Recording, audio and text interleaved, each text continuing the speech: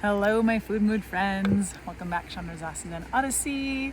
I'm sitting in an uncomfortable position. There's this really cool table and chairs here by the river, but I come and sit. My house is like 200 feet that way, and I come here often to be with the ducks and sit with the river because I find that nature is just so incredibly healing. It's, big medicine. And I wanted to give you guys a cool scene. So I'm sitting in an awkward position because I want you guys to have the view of the river. Welcome! Here is your hostess and coach, Chandra Zaz, helping people make food and mood changes doable without missing out.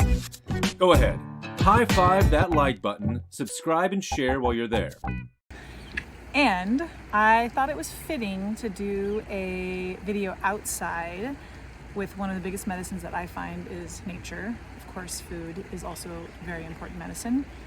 And I want to talk today actually about psychedelics and the uses and the effects of relieving suffering, unnecessary suffering, depression, anxiety, trauma, PTSD, and as well as growing our consciousness, growing our human potential, making changes that we want to make. And I'm going to give a little bit of background of why I'm talking about this video now. I am publishing a multi-co-author book that I'm very thrilled about. It is going to be on human potential, and I've got a bunch of my nearest and dearest friends and colleagues to write chapters, and we're writing this beautiful book. And I'm really curating each chapter and having a different chapter from different modalities and offerings. They're all people who are helping people raise their human potential and grow and heal, and from a bunch of different modalities. And I feel really clear that one of the things I want to include is a plant medicine chapter, or maybe even two, or even honestly potentially three it might turn out to. Because psychedelics have been such a powerful tool for me personally, and something that I get to witness regularly. I have joined this Sierra Psychedelics integration group. So every other Wednesday, because my husband and I trade off being with our daughter, every other Wednesday night I go to this group and I sit in a circle of 20 or 30 people, and I get to hear about their journeys in healing and in transforming and in growing. And many of them share about their experiences with ketamine. There is now legal access to ketamine treatments. I went to a talk there's a local business here called Radiance, and they offer ketamine journeys for the purpose of healing. I went last Friday and listened to this guy's lecture, and it was very moving. And in order to get medical, legal ketamine treatments, you have to go through different qualifiers, and one of them, the main one, is that you have to have tried 2 antidepressants and they have to have not worked. And so then that's when insurance will allow people to have ketamine treatments. Hello, my friend. How are you? I'm in the Dead Sea, floating in the water. Go ahead and like and share and follow so we can keep in touch. And there's a massive success rate in relieving depression. I actually found out afterwards, not from his presentation, from one of my friends who works there, that actually they're having a massive success rate of people actually getting off of their antidepressants after decades of being on antidepressants and really feeling like they have their life back, they can function. Yeah, ketamine is just such a powerful tool that's being brought into the space of legal options for people to try. I have actually had a ketamine journey myself, and it was quite profound. And one of the things that I was really curious about ketamine is my personal experiences are with Ayahuasca and Iboga, which were both out of the country in places where they're legal, and I went and had a legal experience. But it meant that I traveled out of the country, bought a plane ticket, and it was a week, away from my life, which is not really accessible to a lot of people. Whereas ketamine is like an hour-long, maybe you could say 2-hour-long experience. And I was very surprised to feel like I had like a 12-hour journey in an hour, like where I went in my consciousness was quite impressive, amazing, surprising. It was really impressive. And so I'm constantly in this phase of gathering resources for my clients, because I know that for me, doing the work, actually I'll tell this story to explain this. So I went down to Costa Rica to do Iboga and was at like a point where I felt like I was about to break. My father had died, and I had a very serious relationship who I thought, we were going to get married and all the things was ending. And I felt like I was in this place of really feeling like I was going to break. And a friend had told me a story about his dad, had been an asshole his whole life, and suddenly his dad was very different. And his son kept asking, Dad, what happened? What changed? Why are you different? And after 6 months, his father finally answered him and said, I went to this Ibogaine clinic and had this experience, and it seriously changed his personality. Ibogaine is used a lot for getting people off of opiates. It's a really powerful, they've made a pharmaceutical version of Iboga called Ibogaine, which people can go get treatments to get off of opiates. But Iboga also offers a lot more. The way that I like to describe it is it's a really clear mirror where you get to see what you're doing, how it's affecting the world, and then how it's affecting you. And so it's just this really powerful door into habit change. And for me, I had a lot of emotional, explosive, and reactivity, and my Iboga journey really shifted my relationship with my emotions, and I would say really helped me show up more grounded and more responsive as opposed to reactive. Now, I ended up working for the woman, Julie, this really beautiful woman who was running these Iboga retreats. She stopped running them, and I worked with her for quite a while, helping patients come to do Iboga and get off of opiates specifically was a lot of the work that we were doing. But there was other people who were coming just for consciousness and spiritual reasons and their own healing without opiates. And she told me, she said, you're not really the normal story. Not everyone has transformative experiences like you. And it opened up this conversation for us to really try to figure out, well, what were the different components? And where we kind of came to was that I was in a place of a lot of deep study. I was living at retreat centers. I was living at Esalen Institute. I was living at Body Mind Restoration retreats, studying under a Zen monk. And I was really doing a lot of interpersonal work, a lot of self-reflection, a lot of learning, a lot of journaling, a lot of workshops, a lot of like self-work. And one of my experiences multiple experiences I had both on Ayahuasca and Iboga was that it was like these things that I was learning intellectually and in my mind dropped into my cellular knowing and being. It went from just being in my mind and just being in my intellect to more of who I was.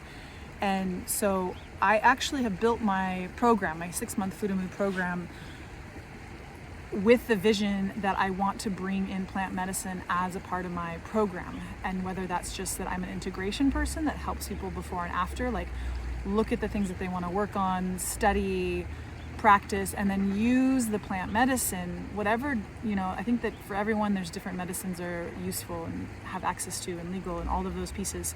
But that plant medicine journey can really exponentiate and drop what people are learning and working on into their cellular being. My feet are falling asleep. That into their cellular knowing and being.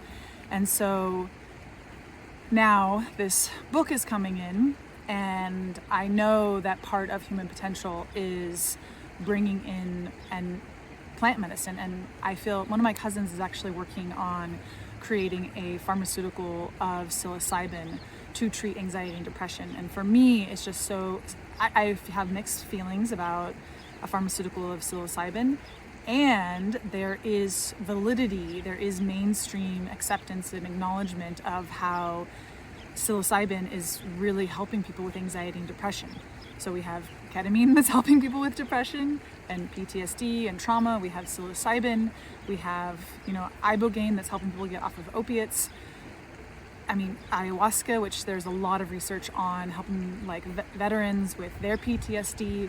And yeah, I mean, there is a powerful movement that is really important. And these tools are really important for our human healing of, the traumas that happen in our life and the separations from ourself that happen, and that we can really come back to ourself and really use these plant medicines to heal and to come back to ourselves, to come back to our feelings, to make our feelings less scary and something that we can be in relationship with. It's really, really powerful, really, really important. And I actually have a meeting this afternoon with a doctor of neurology who is actually speaking publicly on bringing psilocybin, MDMA, and Ibogaine into the field of research here in Nevada. And it was he shared a recording with me of him in court presenting last week. And yeah, psychedelics, my brother, I was a part of the whole DARE movement. My brother was actually one of the speakers in high school of, drug awareness resistance. What was the E for? But I think there's a really great turning of realizing that these molecules, these medicines, are actually really necessary for really getting to the root cause of a lot of our unnecessary suffering. And so, yeah, I felt really compelled to talk about psychedelics, and they're really up in my world right now, and they're something that, is slowly coming into mainstream, and it's a really powerful tool to relieve a lot of pain and trauma and suffering, and I've already said that a few times. Is there anything else? So, yeah, I actually was just talking to the ketamine doctor here who owns this business, and he was saying that one of the things that he really notices is that after treatments and after people are feeling a lot better, they're not, in bed depressed, that they are then starting to have this energy and desire to learn meditation and to take care of themselves and to start changing their food habits. And so I'm really honored that he's going to let me be one of the integration resources for people who are like, okay, now I've got some energy, now I want to live, and now how do I take care of myself and feel better? And so I'm really excited to work with him and his clients who have already taken a massive first step. And then, yes, when we eat food that nourishes our body and our brain, then it just continues that snowball of feeling better. And the other thing that I find is that oftentimes plant medicine can be really useful in becoming more sensitive to how foods make us feel. It can be a added motivation and resource for feeling like, oh wow, like I actually really taste those chemicals, or I really feel that like drop in my vibration, and I really notice how I want more vegetables and I want more good fats and good proteins because I feel the difference in my body. I'm more connected to my body, I'm more connected to my energy, I'm more connected to my energy state, my emotional state, and I'm not needing, then the other piece is like, okay, well, why are we eating junk foods and comfort foods? One, where our brains are hijacked on processed chemicals that are made to be addictive.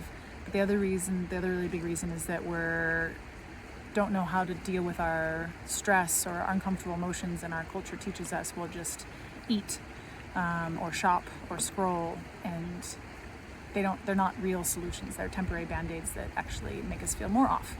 So yes, so if you're already have a relationship with plant medicine and you're wanting also to make some food changes, come hang out with me. This is like totally my jam, my world. I do not plan on actually offering plant medicine myself, but I am collecting a series of resources for my clients to be able to integrate plant medicine into their work with me, because I see them going very, very, very hand in hand.